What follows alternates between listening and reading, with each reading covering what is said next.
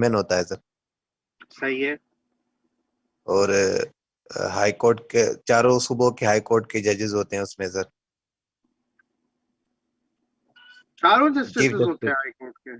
चार सर चारों सुप्रीम सूबों कोर्ट का जो चीफ जस्टिस है वो चेयरमैन होता है, उसके बाद जो 4 सीनियर मोस्ट सुप्रीम कोर्ट के जजेस हैं वो, उसके बाद अटॉर्नी जनरल, उसके बाद सुप्रीम कोर्ट बार एसोसिएशन का एक नुमाइंदा जो कि 2 साल के लिए होता है, उसके बाद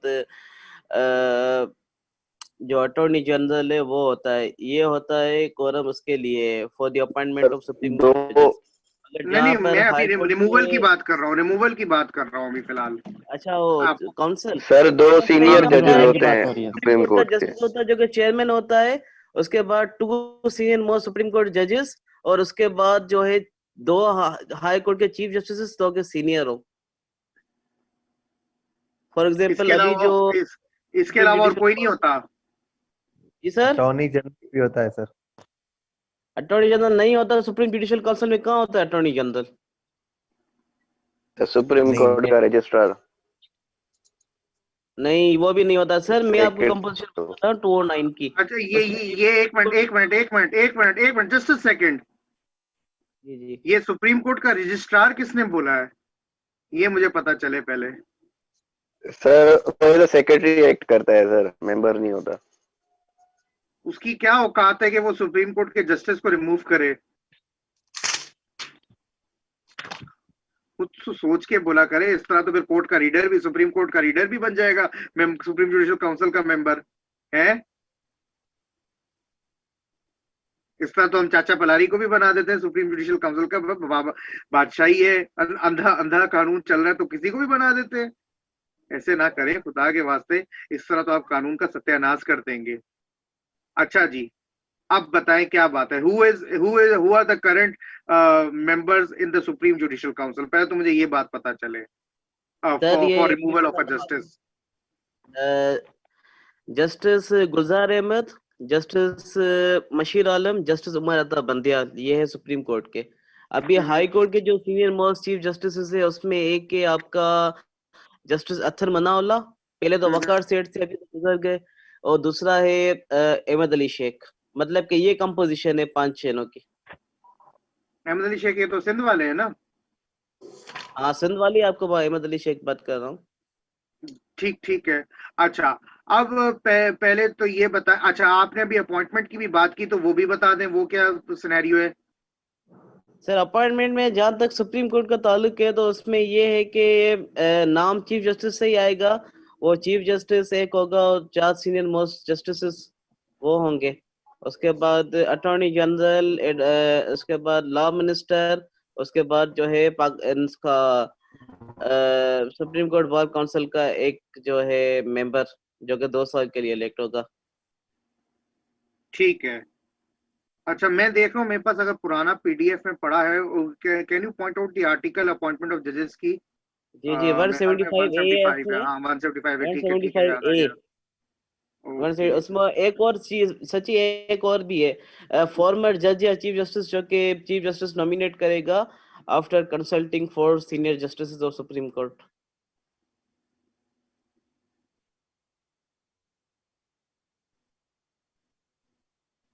सही,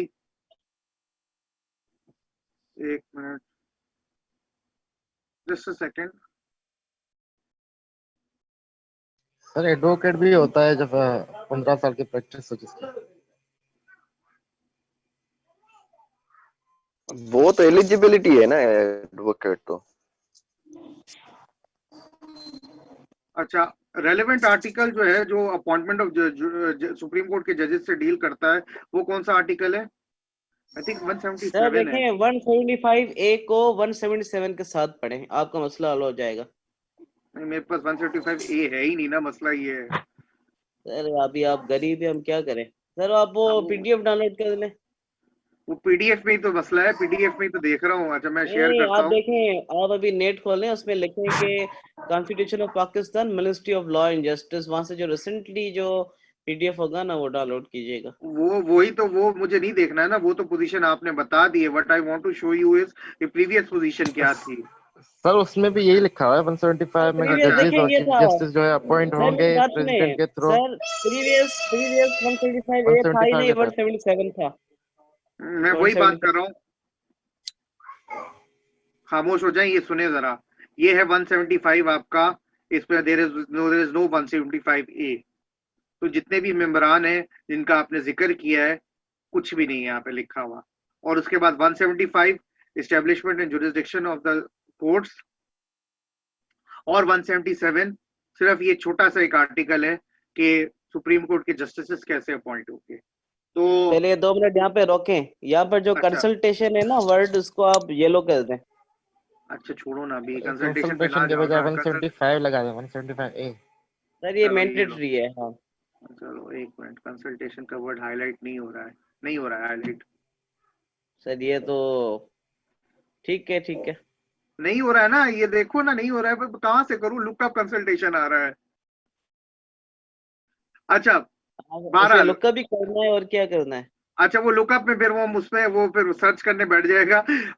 ये बहरहाल कंसल्टेशन का केस पॉइंट भी इसी केस में जो हम पढ़ रहे हैं इसी में डिस्कस हुआ था, but we will not go into the discussion के कंसल्टेशन का क्या मतलब है। वो एक अलग बड़ी लंबी कहानी है वो, और उसको कोर्ट ने कैसे रिजॉल्व किया था वो बात की बात है। बहरहाल, coming back to this present position, जो हम जिस पर्टिकुलर पॉइंट ऑफ व्यू से देख रहे हैं और जिसके हवाले से मैंने ये सारी बातें की, कि अभी जो कॉन्स्टिट्यूशनल जो फ्रेमवर्क है वो डिफरेंट है प्रायर टू पोजीशन क्या थी 18th अमेंडमेंट से पहले, उससे आपको काफी फर्क दोनों में नजर आएगा। और भी कई अमेंडमेंट्स है, लेकिन ये थोड़ा सा फर्क आपको बताना लाजमी था। अब हम वापस इस पे आ जाते हैं।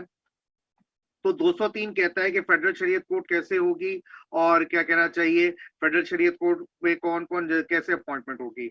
अच्छा, 209 की तरफ आप आते हैं, तो 209 में बताया गया तरीकेकार, the procedure as to the removal of a justice of a supreme court or of a high court, पूरा प्रोसेस इसमें बताया गया है। और ultimately the authority rest with the president, लेकिन उसका उसका सच इतना कोई एक्टिव रोल नहीं होता, मेनली काम सारा सुप्रीम जुडिशियल काउंसिल कर रही होती है। और सुप्रीम जुडिशियल काउंसिल जिस बंदे के बारे में भी ओपिनियन फॉर्म कर ले, चाहे वो सुप्रीम कोर्ट के जस्टिस साहब हो या हाई कोर्ट के president, ultimately has to act on that opinion. Clear होगी बात यहाँ तक? हेलो जी सर, जी जी सर। सर। अच्छा जी। नाउ, अब इस केस में प्रॉब्लम क्या था? प्रॉब्लम ये था कि there was a conflict between article 209 and article 203 C.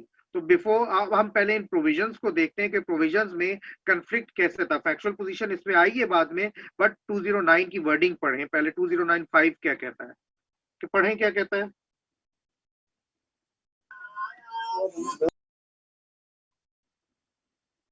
Ji? Hello,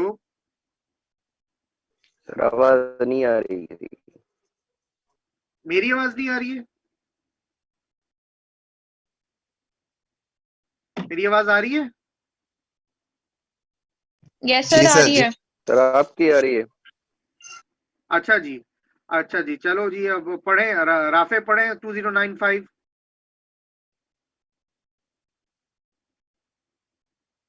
Article 2095.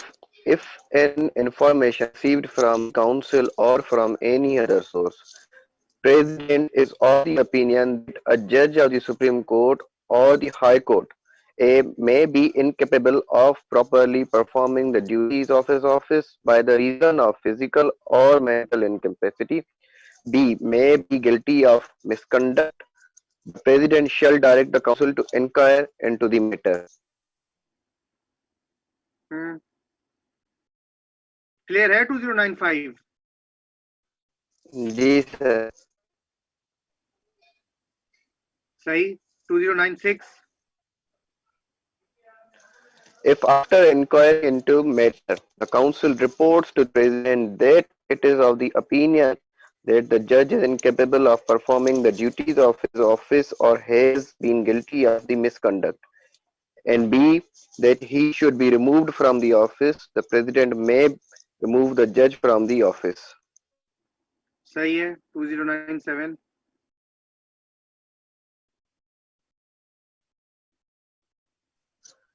2097, a judge of the Supreme Court or of a High Court shall be removed from the office except as provided by this article. shall not be removed. काफी इतना important लफ्ज आप खा गए. Sorry, shall not be removed from the office except as provided by this article.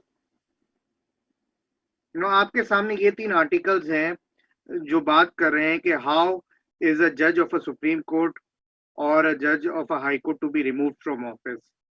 तो first क्या है, that he should be guilty of misconduct या he is incapable of performing his judicial functions by reason of physical और mental incapacity. तो फिर उसके बाद inquiry होगी और अल्टीमेटली जब वो आएगा, सारा आ गया कि हाँ ये शख्स नहीं काम कर सकता है या ये शख्स गिल्टी है मिसकंडक्ट का, तो अल्टीमेटली उसको नौकरी से जो है रिमूव कर दिया जाएगा.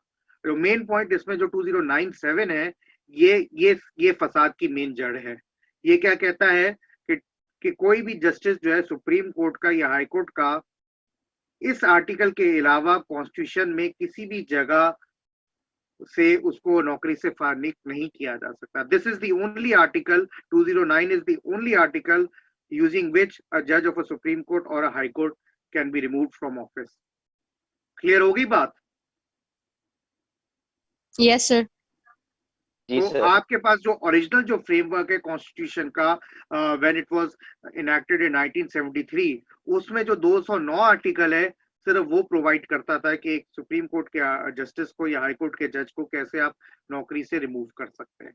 नाउ पोजीशन चेंज कब होती है? पोजीशन चेंज होती है व्हेन आर्टिकल 203 जो फेडरल शरीयत कोर्ट के एस्टेब्लिशमेंट और appointment of federal Shariat court के जजेस की बात करता है.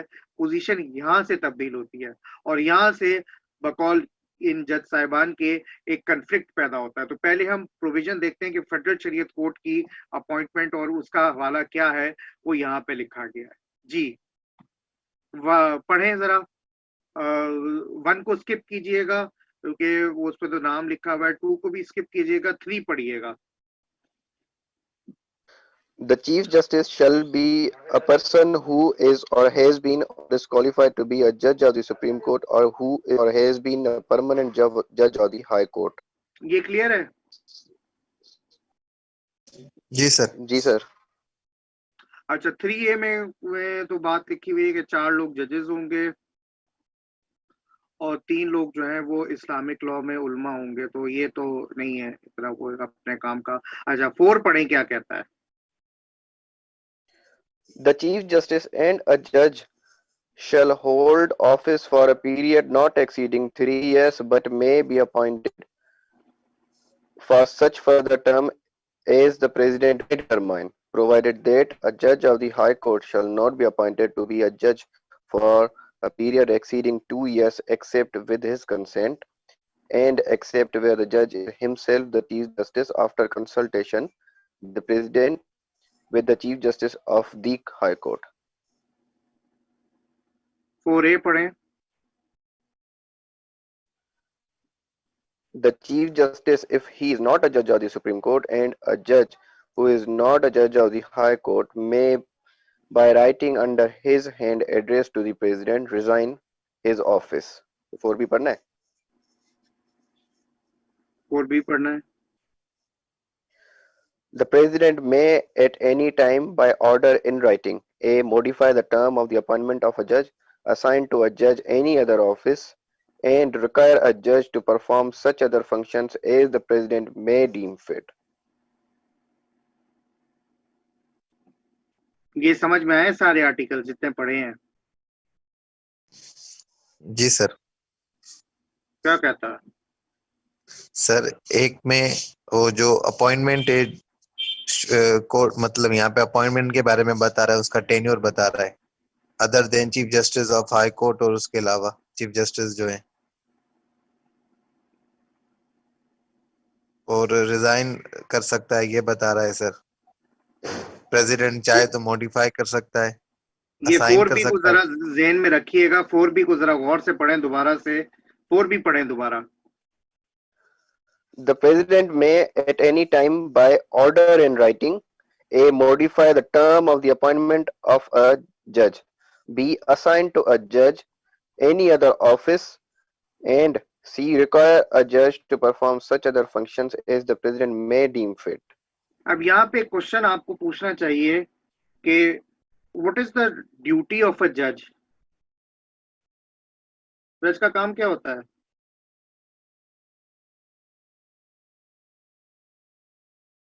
और भी को ज़हन में रखते हुए सवाल पूछे, जज का काम क्या होता है?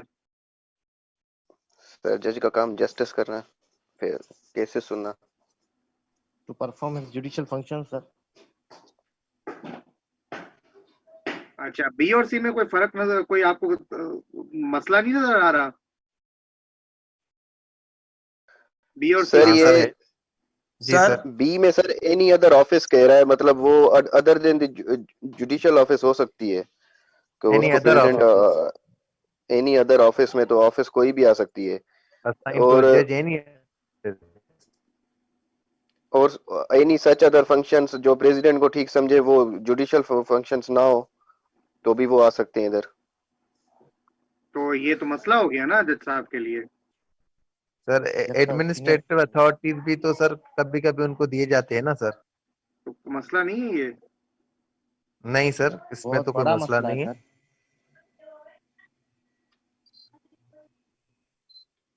ठीक है, मसला नहीं है तो मसला भी निकालते हैं, आप कहें मसला नहीं है, कोई बात नहीं, डजंट मैटर। अच्छा, ये इसका कंप्लीट कर लें and pass such order as he में कंसिडर अप्रोप्रिएट। अच्छा, 5 का पढ़िएगा, और 5 में भी एक बात आपको दिखाऊंगा। जी पढ़े 5। A judge of the High Court who does not accept appointment as a judge shall be deemed to have retired from his office, and on such retirement shall be entitled to receive a pension calculated on the basis of the length of the service as a judge and total service in the service of the Pakistan. अच्छा, अब इसको देखें जरा, और इसको देखें।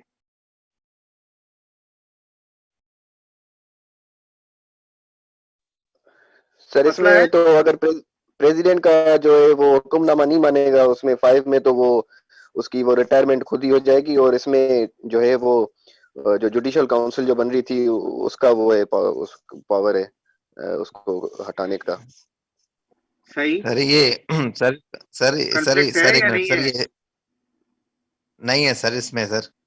और is there not a conflict? Yes, sir sir, मैं conflict. Azhar Ali sir, conflict इसलिए नहीं है सर क्योंकि 5 वाले में हिस्टोरिक पर्सपेक्टिव है सर। कोई जाता नहीं था सर, वहां पे अपॉइंटमेंट होती थी ना उनकी, तो जो कंपल्सरी रिटायरमेंट का उनको डरा के भेजा जाता था सर, इसलिए सर। और 7 में तो सर वो तो बिल्कुल साफ ही है, सुप्रीम जुडिशियल काउंसिल के थ्रू ही रिमूव करते हैं। तो ये गलत नहीं है? सर जब अगर सर ओरिजिनल, जज अगर आप ओरिजिनल फ्रेमवर्क देखें तो वहां पे कोई कंपलसरी रिटायरमेंट का ऑप्शन है, सवाई अगर एक जज की या तो मौत हो जाती है, उस सूरत में उसकी सर्विस खत्म होती है, या उसको, या वो होता है सुपर एन्युएशन, जब वो 62 for high court, 65 for supreme court, अगर वो एज रीच करता है तब वो रिटायर होगा, या अगर उसको 209 में आप रिमूव करते हैं। तो ये 3 तरीकेकार बताए गए हैं कि सर्विस से एक जस्टिस को की नौकरी उसकी खत्म इन 3 सूरतों में होती है। सर लेकिन सर आप देखें सर, व्हेन आपको ऑफर We किया are जा not रहा है, looking, आपको we are not looking at historical perspective right now. We are looking at के ओरिजिनल फ्रेमवर्क क्या था और 203 के आने के बाद क्या सिनेरियो पैदा होती है। वो मुझे मालूम है, आपकी बात बिल्कुल दुरुस्त है, लेकिन हम उसमें अब जाना इस वजह से नहीं चाह रहे हैं कि यही तो क्लैश है कि जब आप किसी शख्स को उसकी अपॉइंटमेंट के बगैर अपॉइंटमेंट करते हैं विदाउट हिज कंसेंट, वो नहीं जाना चाह रहे वहां पर, तो जबरदस्ती रिटायर करने वाली जो बात थी, यही क्लैश का मसला था, यही क्लैश था। In addition to the previous point, जो 4B वाली बात, कि जब आप उसका जो ओरिजिनल काम है उससे हट के उससे काम लेते हैं, तो ये भी क्लैश का है। सर एक मिनट सर, आर्टिकल 2097 में आप देखें, यहाँ लिखा हुआ है अ जज ऑफ सुप्रीम कोर्ट और ऑफ हाई कोर्ट, ठीक है सर। और वहां पे सिर्फ लिखा हुआ है अ जज ऑफ द हाई कोर्ट। तो सर यहाँ भी जो आप कन्फ्लिक्ट बता रहे हैं ना, उस हिसाब से भी नहीं हो रहा सर ये। मैं थोड़ी बता रहा हूँ। अजहर 3 पढ़ो ना, उसका वो जो ऊपर पढ़ के आए ना 3। वो पढ़ो उसका। यार वो 3 मुझे नजर में फिर इतना, सर 3 तो दिखा दे सर एक बार। लेकिन मैं सर अपना पॉइंट ऑफ व्यू रही है।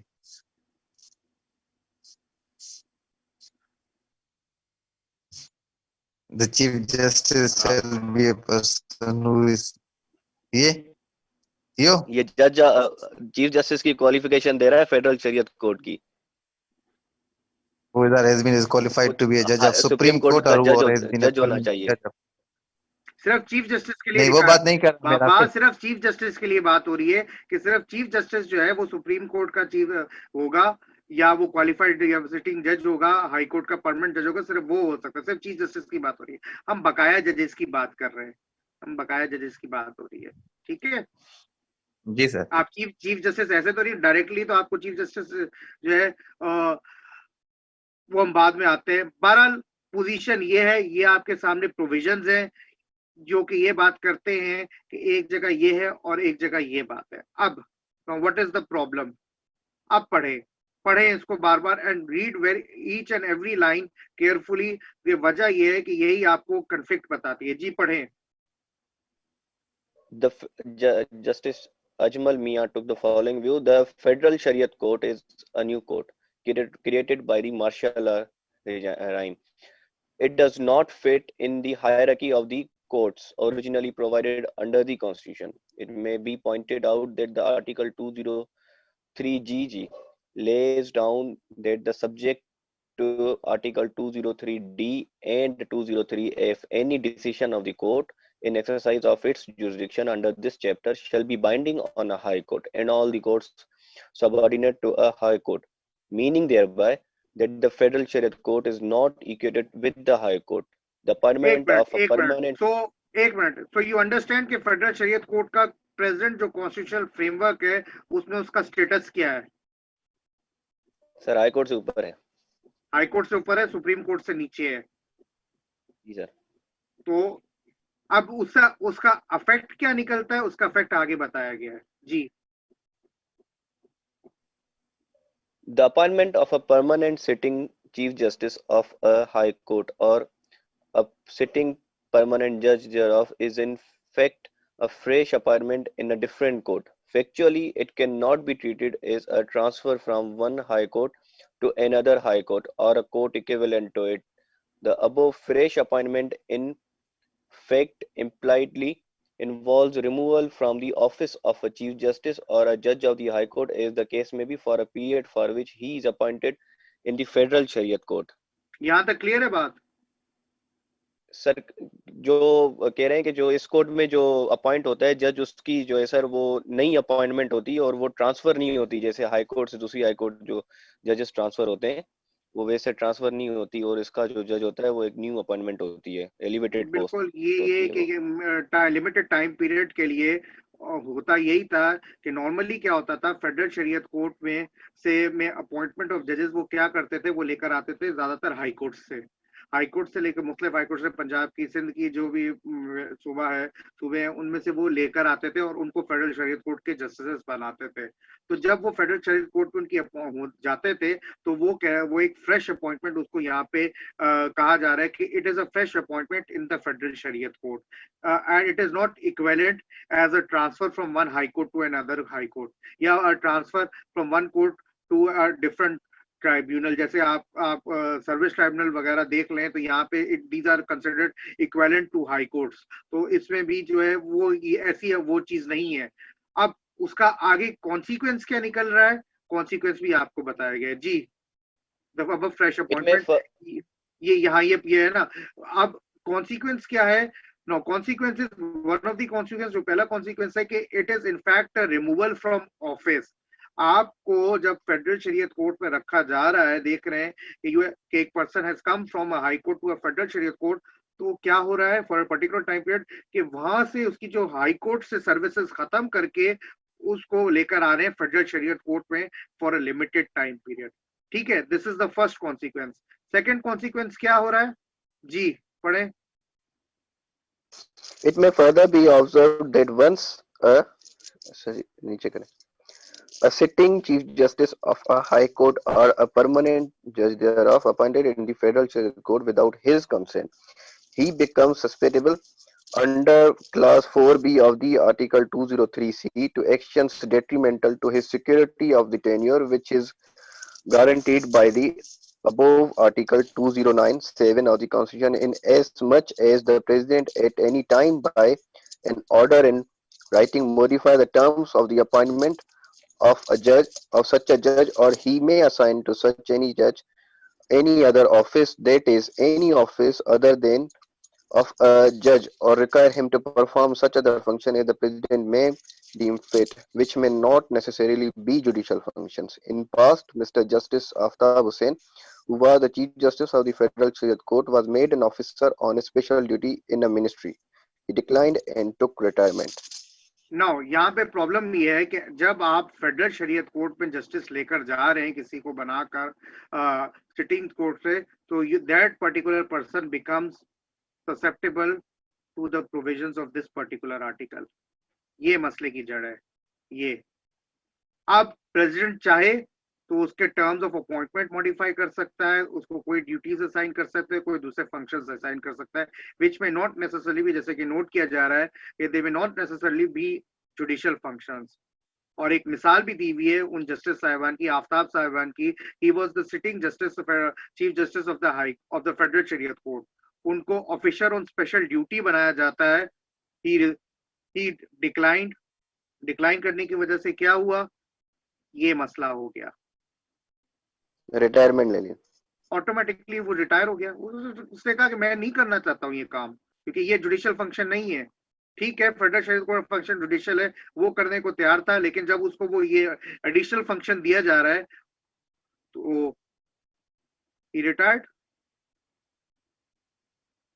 तो क्या हो रहा है नुकसान कि जब आप विदाउट द कंसेंट किसी शख्स को जस्टिस बना रहे हैं फेडरल शरीयत कोर्ट का, तो he become susceptible under 4B of Article 203 to actions detrimental to a security of tenure which is guaranteed by the above 2097 of the Constitution.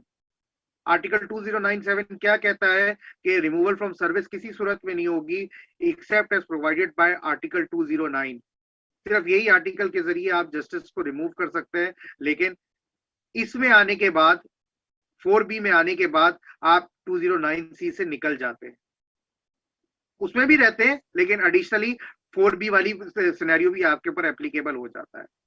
मजीद आगे पढ़ें please, please be quiet for now. आगे पढ़ें। A Chief Justice of a High Court who may be senior to a Chief Justice of the Federal Shariat Court after appointment in the Federal Shariat Court becomes the junior most judge. For example, Mr. Justice Nasir Aslam Zahid was appointed in 1980. Mr. Justice M. Mehboob Ahmed had not joined the Federal Shariat Court, whereas Mr. Justice Nasir Aslam Zahid joined the same, with the result that he became junior to all the judges of the Federal Shariat Court at the time when he joined, including the Chief Justice, though all of them were junior to him on the basis of the dates of the respective induction in the High Court.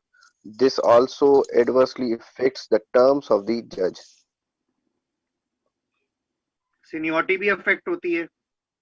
अब एक शख्स जब federal Shariat court में जा रहा है वो junior हो जाता है, बेशक वो सीनियर था। अगर आप इस फेडरल शरीयत कोर्ट के जुडिशियल स्ट्रक्चर को साइड पे रखें और प्रोविंशियल हाई कोर्ट्स का आपस में स्ट्रक्चर देखें, तो अगर एक शख्स को मिसाल के तौर पर, हम सिंध हाई कोर्ट की बात करते हैं, सिंध हाई कोर्ट में चीफ जस्टिस है और सीनियर मोस्ट जज जो है चीफ जस्टिस के बाद है। पहले सीनियर मोस्ट जज को वो लेकर जाते हैं फेडरल शरीयत कोर्ट में और उसके बाद वो लेकर जाते हैं चीफ जस्टिस को, तो सीनियरिटी तो इफेक्ट हो गई ना फेडरल शरीयत कोर्ट में। जी सर। अच्छा, क्योंकि यहाँ पे बात हो रही है, यहाँ पे सब प्रोविंसेस को मिलाकर बात हो रही है, लेकिन मैंने मिसाल को जरा और सिंप्लीफाई करके सिंध हाई कोर्ट की तक की मिसाल रख के एक बात की। तो ये सीनियरिटी के प्रिंसिपल के साथ अफेक्ट कर रहा है कि नीचे जो है वो जो जूनियर है, जो सीनियर है, वो फिर उस कोर्ट पे जाकर जूनियर हो जाता है उसका, तो ये भी उसके टर्म से जो है वो अफेक्ट कर रहा है। अब हमारे पास 1 से कम मिनट है, कल क्लास होगी आपकी जुम्मेवारी जैसे लास्ट वीक तय हुआ था, तो प्लीज कल आइएगा सब क्लास में। ठीक है, इसको यहाँ तक रखते हैं, नेक्स्ट क्लास में कंटिन्यू करेंगे। तो ये सेंस वाला पढ़ ले नीचे।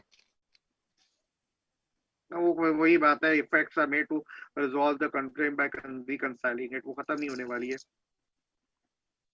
ठीक है, इसको यहाँ तक रखते हैं, we will continue in the next class.